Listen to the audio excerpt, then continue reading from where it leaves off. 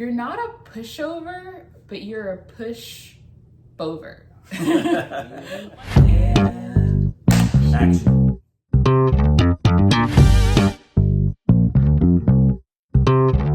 My name is Nate, and this is Kristen? and together we are Crate. So we're here to talk about MAFS season 18, episode 5.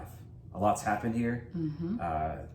So let's just jump right in. Let's What do you jump think? in. Yeah, we got a lot of stuff to talk about. We're on a honeymoon. Not everybody's actually honeymooning. No. Yeah. The opposite of honey. Honey Yes. is salting. Yes, honey nightmare. Yeah. We'll just jump in. We're going to talk about Juan and Carla first. So Juan wakes up to serve Carla breakfast. It is nice to always see him serving her. She talks about his finances. He talks about how he's an entrepreneur, how he has to pay people that he works with the entrepreneur. He's starting an app, and it's a money pit right now. He has to pay out people. It could be even up to 10K a month. Yeah. And he also has a 9-to-5 sales job, so he also is getting other income too. But still, it's a lot of times he's in the negative because of the startup. And he just asked her, if she's okay with if sometimes she wants to do her trips, if he can just stay back because he's just not there financially. And she says, yeah, that's fine. I just want you to feel like you can take care of me. That's what she wanted. That's what she said to him. She isn't concerned about the money. I don't really know how that works. If she's not concerned about the money, if money's energy, but then also the whole line, money is energy. Yeah. That means she wants to be pampered with money. Yeah. Or with fancy things. Yeah, pampered with energy. With I don't know what energy. Yeah. Yeah. It's also the company, the tech company, is this app that he says it's all of them are usually rocky at first once they find their footing. Yeah. But his app seems like he needs investors desperately. Yeah. Because it's an app where you're supposed to meet people in the airport and network with them, but I feel like that's not really something that a lot of people are looking for. Yeah. So we'll see how that goes. But yeah, I don't know if that's any energy for Carla. Yeah. Yeah, is that energy or negative energy? I don't know. Yeah. She looks a little pensive, saying that she's not concerned about the money though. I'm like, are you you? I feel like you have some grounding in reality that you're not just saying. I feel like you might be putting on for the cameras and the personas. So we'll see about that. They also go canoeing, which is so cool. They have the canoes right outside of their off the balcony. Yeah. Wherever that was. So they get stuck and they fall into the water, and the producers even have to come out. But they seem to be chill about it though. I was actually very surprised that Carla was very chill about the fact that they fell into the water. They were just laughing and having a good time. Yeah. Carla was vibing, and Juan was also surprised to see that too. Yeah, he made a note of that, because if anything, he made the boat tip over. Yeah. And she, if she had every right to be, startled or upset, but she was just waist high in the water, just chilling. She had I think she even had a drink still or something. Yeah. It just felt like she had that vibe. Yeah, she was vibing. So that was good for him to see her still kind of calm through just a small tip over. They do get massages, and she also talks about the fact that she can't wait to be intimate with him or looks forward to that. They are waiting now because they don't want to just jump the gun because of past relationships they have, and they want to get to know everything, things like that. She loves how she loves his awareness, and he wants her to continue to be easy flowing. That's his words that he said, easy flowing. She said, he mentioned, in a lot of relationships, they start out chill, and then somewhere down the line they just change tones, or they're a different person, and he was just expecting her let's just keep it this way. Hopefully you like this all the time. Because honestly, she is pretty chill, and that seems to be what matches his energy. Or it's he has a lot of energy too, but he seems to be balanced with her presence. Yeah, she says, we shall see. So yeah. We will see. Yeah. So I was it was kind of dun dun dun. I don't know. Yeah, she probably knows that she's not as easygoing as the honeymoon. So yeah. Next couple, Madison and Alan. So Madison and David actually run into each other at the gym. They literally run. They're like on the treadmill like this, just talking about their relationships and how to navigate them, because we could talk about it later, but David's not having the easiest time. But Madison talks about Alan and how there wasn't like immediate physical attraction, but that there were parts of his personality that she did find appealing. There's at least something, they just don't know what exactly.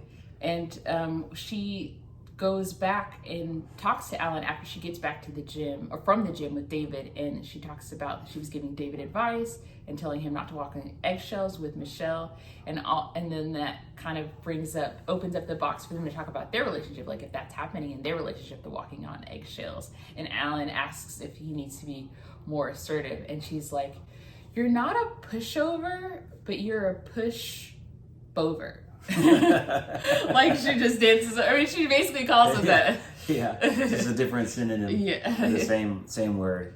I think she calls him a caregiver. Yes, a caregiver. Which, you know, kind of same. But to his credit, though, like he probably knew that she was hanging with David, and he wasn't you think so? I don't know, because he asked like, "Oh, what'd you do?" And he wasn't like, "Who are you at the gym with?" He wasn't like, he's not one of those macho, or not like, but he's not machismo. The over machismo. the top. He's not that kind of guy. Yeah. But I think that's actually what she's attracted to, which I don't know. Like, I don't know if that would be the best for anybody, but you know, it's what she's usually attracted to. So I can see that the feeling like he's a pushover and her not really being attracted to him, that's like weighing on her a lot.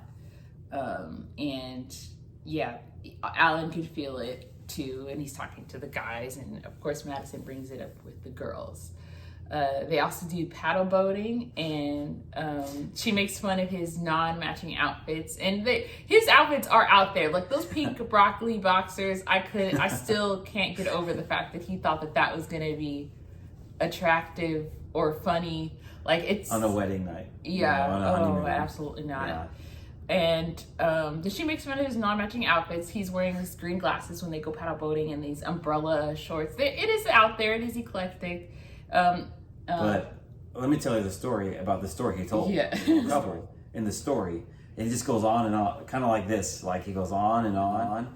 And the producers don't really do him justice either. Like this 30-minute story of like a 5-minute situation. Yeah. At least that's the way they make it look. Yeah. But Madison had a reaction that was like, you really like to talk. Yeah. She makes fun of the rambling. She appreciates that he's being himself, though. But yeah, I feel like that was something she just had to find something nice to say. And it seems like one of the situations where it's like, I'm not mean. I'm just honest. Yeah, you know? But like Hannah, she's not Hannah from Love Is Blind, but yeah, she had a lot more grace for sure. And they did talk about like not walking around eggshells. So I think he was prepared to hear what she wanted to say. You know, and I feel like if anything, it's only gonna get better. Yeah. At least if they're not, walking around difficult situations and just get right to it. You know? Because they both seem easygoing in the things that they bring up. So yeah, sorry. Was there something else? What did I want to add? He never wants to make her feel uncomfortable. So even though he has the eclectic style, I think he's still like trying to toe the line between being himself and also making his lady feel comfortable. Because she was like, I don't even want to be. He's like, Will you want to be seen down the street with me? She's like, no, at this point, I would not want to be seen down the street with you walking, like with whatever you decide to wear. So that's interesting. But they are, when they are in the group boat together, like he's touching her back when he's telling the story about the what do you call it? The manta ray, and he's in the dark parts of the ocean. Yeah. And they talk about that they are connecting on some level. They both acknowledge that. They just got to figure out what that is. Yeah. But I don't know. It just seems hard. The more and more we get into it, like it just seems like Madison really isn't feeling it. And I guess maybe the first night of the wedding night, it was just maybe nerves that or adrenaline that had made her push through and seem like she was attracted to him. So But she wasn't, when he had his hand on her back, she wasn't like this. Yeah, that's nice. She wasn't, hexed by him or whatever. She didn't like freak out or anything like people do sometimes. Yeah. So she's at least open to the idea. I think they talked about it too. Because they talked about the importance of still trying. Because without it, this is kind of the death of any kind of chemistry. Right. But they were both open to trying, at least holding hands, touching each other's backs or whatever. So we'll see if that develops. We will. Yeah. I think it'll take cauliflower boxers to make that happen. Cauliflower this time instead of still pink? That's still pink. All right. Moving on. Yeah. So the next couple, MM and Ike. So MM organizes the breakfast. I'm always just like, girl, you're always doing so much for him. He could have pulled out breakfast for you, but whatever.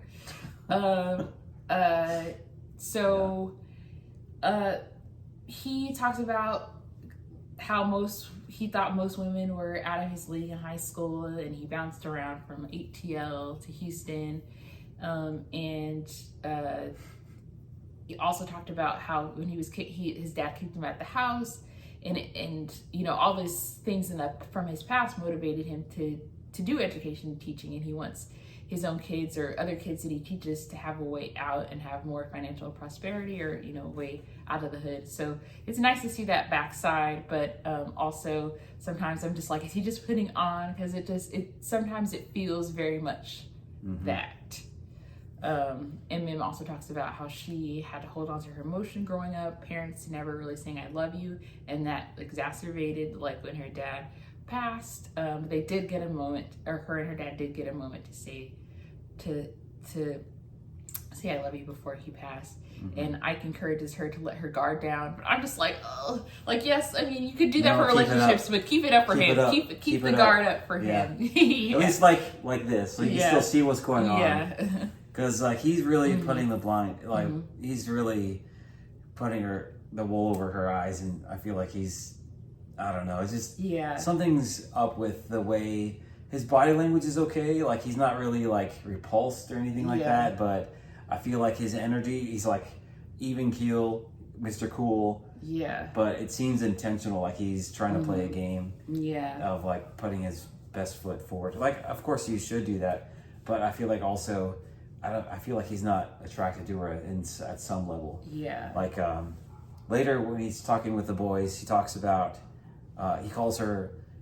It wasn't it just came up a conversation, and he referred to her as, he didn't say, that's my girl. He just said, that's my homie, Yeah. And that's what you want in a marriage. Yeah. And the way he describes that to her, once she learns that he has called her a homie, is, it's that's not, even if in the marriage, as foundational as friendship is or whatever, that, then that's it. Yeah. I feel like he's cutting off any growth from there. Yeah, and Mim was definitely not cool with it. She kind of says kind of feels like we're just in the friend zone, and the way he tries to talk around it is some people aren't even friends on this trip.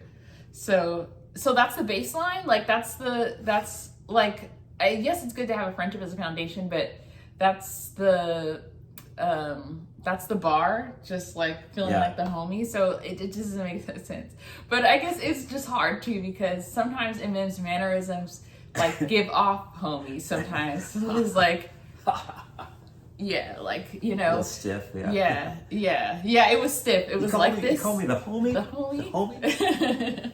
So, I mean, I don't know where that comes from with her, but you could tell, there's a past that she shared with him that when she was growing up, she was a bit of a tomboy. And she didn't really date in high school because she was focused on sports or school, something other than boys. You feel and see that she's a little insecure with being called the homie, because that's not the space she wants to be in, especially in a marriage. Yeah. So she's a great, awesome girl, a beautiful girl, so much energy, but I feel like she needs to reel it in a little bit for Ike, because he's not matching her there. Yeah. And I think she does need to put her guard up a little bit more. They're talking about putting her guard down. I feel like she is putting her guard down. Yeah. And I'm just like, ugh, dude. So maybe not a wall, but a fence, something you can kind of, she can keep and protect herself from like being manipulated. Or maybe he's not manipulating or gaslighting her, but he's not telling her how he actually feels. That's what it seems like.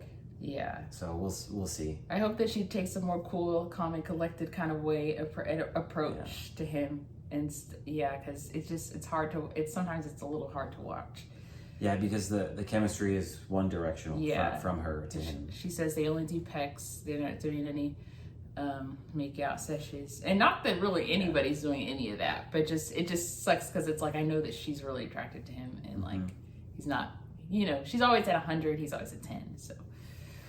Yeah, that's that on that. But that's what you need to make a marriage work. 110% from both together. Yes, together. Exactly. I thought you were saying he doesn't need one person does 100, one person does 10. No, both people need to be doing 110. Yeah, absolutely.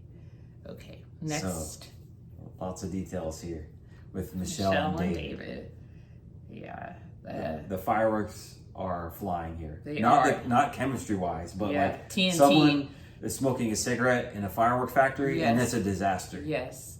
So let's see, David.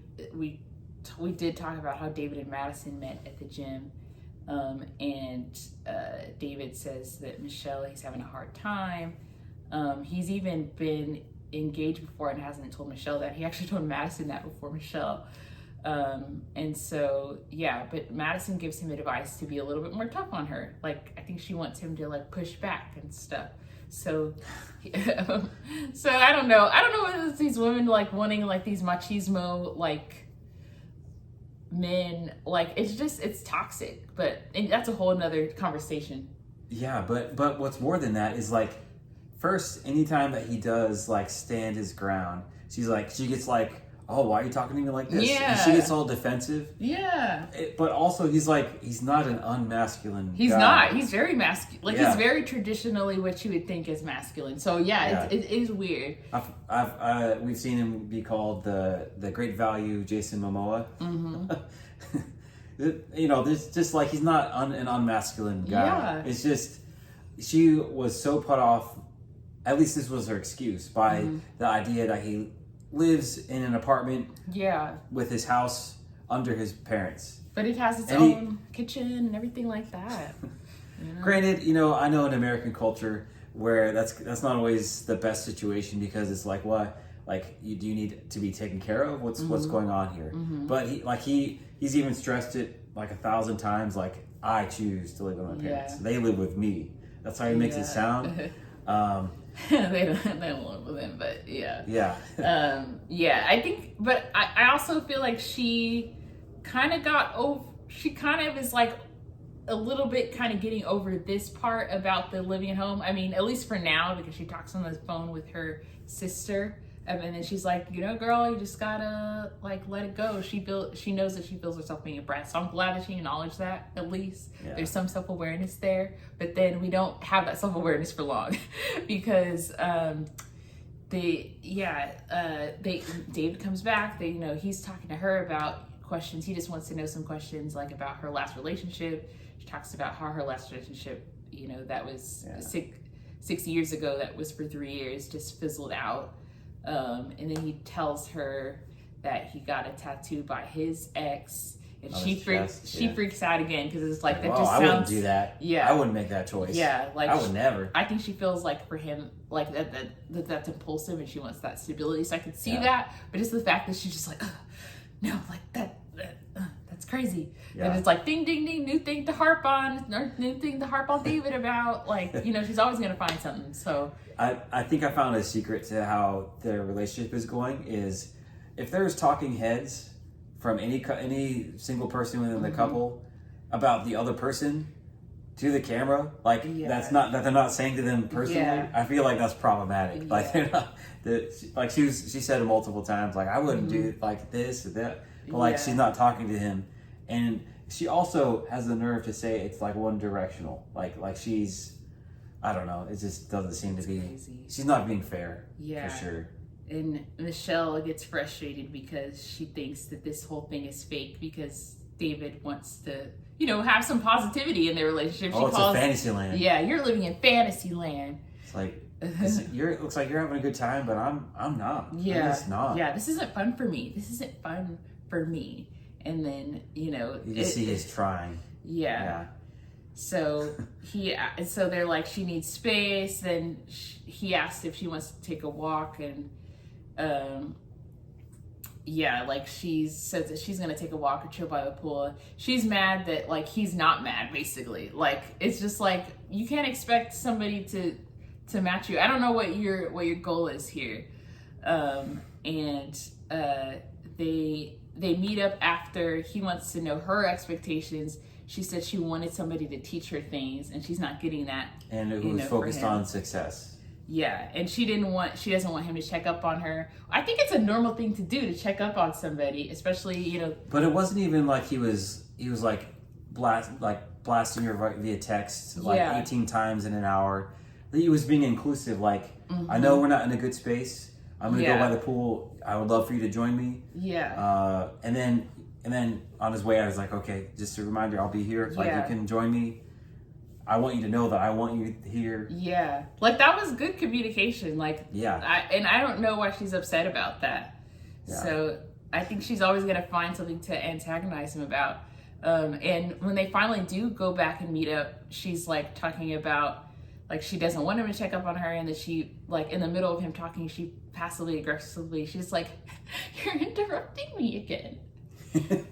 Like, it's kind of scary. But then he gets frustrated, curses, and then he's like, I'll give you your bleep bleep space, and then goes, and then he sits back down, and then that's when she's finally like, oh, cool, you took your space. Like, I feel like she was happy that she was like, he was so mad. I can do it too, because you just did it. Yeah. It was just... So then he needs his space, so then he sleeps by the pool. He's not in the bed with her.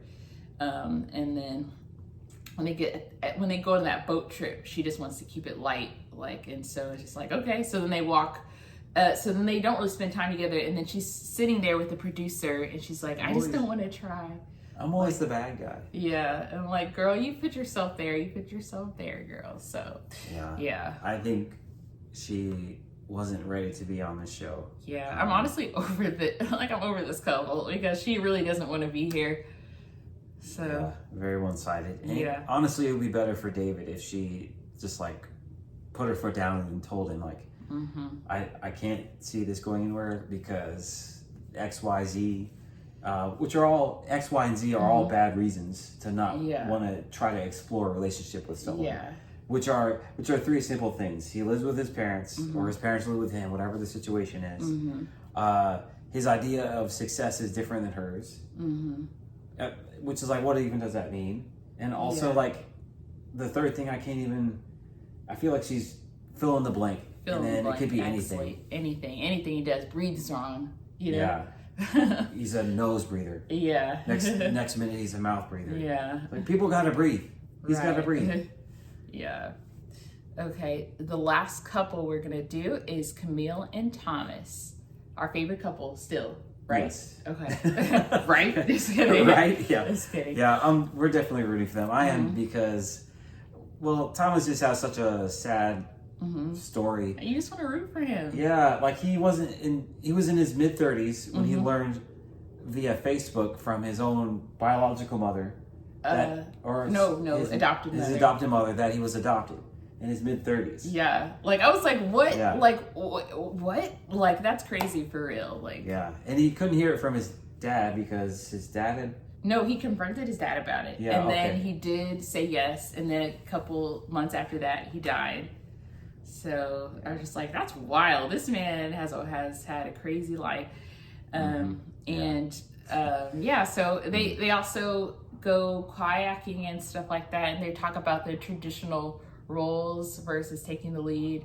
He talks about, like, kind of goes with the flow, and she's like, oh, I kind of want more, of a leader.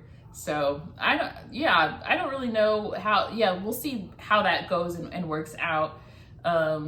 She also at the dinner, where he reveals about him not finding out how he was adopted until his 30s. She herself talks about how her parents' separation has kind of formed her, I don't know if her personality, but just the way that she is in terms of like, she just wants to be calm and like keep peace because that's how she has to do with her parents.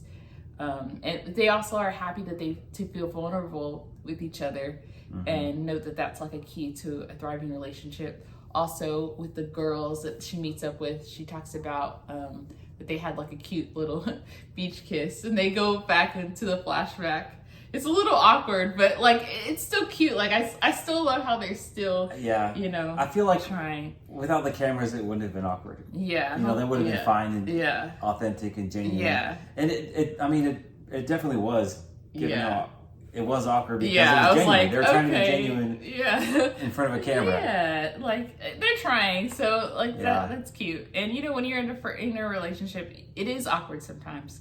So when you're just first, you know, getting to know each other, and especially with how quiet and kind of reserved Thomas is, it could be a little awkward. So Camille doesn't feel like he's a stranger anymore, but they still want to grow. She still wants to grow in the comfortability. Thomas reflects that he's like reverting back to his shyness, like little boyness, and she says that she wants him to take the lead. Like she says, even if she wants her to she wants him to like smack her in the butt, and she'd welcome it. So I think that's cool. Like she wants him to be, you know. I feel like that can be read two ways though. Like like not necessarily that she wants him to be more assertive, but also like, I feel like she is attracted to him. Yeah, like the chemistry's there. Yeah, for sure. Just a couple of other notes. When they're on the boat trip, Carla's going on about like that could have been a montage too. Yeah. So she's going on and on about intimacy and and like energy and like your energy has to be right when you're like, you know, when you guys are, you know, being intimate, because the energy that you have goes into the other person. It's just like, okay, like everybody's just laughing. Camille's like, what? And Juan is a good sport. He's saying he's taking notes. So it's just a little fun times that they're having. And even you get to see Thomas be a little bit out of himself, but he's contributing to the conversation. And you know what I saw with Thomas and Camille when they were walking away? He like does this little skip.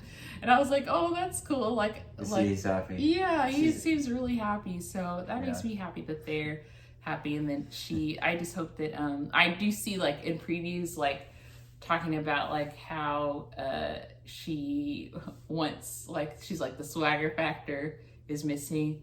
So from Thomas? Yeah. Oh, okay. So anyway, there's a lot. The previews are wild. It feels like nobody's safe, and you know, and that's always true. So, but that's kind of like that's kind of this episode. And we will see. Right now, Thomas and Camille, I'm like really rooting for them. I'm rooting for Juan and Carla too. Like I hope that they make it because they do have good chemistry. Everybody else, well, definitely Ike and MM. I'm not rooting for them. I'm not really rooting for Michelle and David. Well, I mean, I'm rooting for Michelle to just tell David, like, this is it, or like, this is how I feel, and this isn't going to change. Let David be free of. Yeah. Because like you could see he's trying so hard. So I'm rooting for David of the two. Yeah. Honestly, for Michelle too. Yeah. That she gets herself together. Somehow. I'm rooting for MM. Like Ike just seems. Well, if Ike does turn out to be like, you know, if they do end up together and like he's actually putting in 100, then I'd be like, okay, great, awesome, amazing. Yeah. He just needs to do his 50%. Or his 110%. Yeah, exactly. Yeah, because she's meeting him the whole way there. Like he's not really doing anything to go out of his way. Yeah. Well, that's our review. We'll be back next week just to talk about what other shenanigans these couples get into. Hopefully they're falling more into love with each other, but hopefully also if they don't feel like it's the right person, that they could have that clarity. So yeah. They're still in Cancun. Mm-hmm. They're still on their honeymoon. There's still a chance for more chemistry. Yeah. Or for more terrible things. Mm-hmm. We'll see.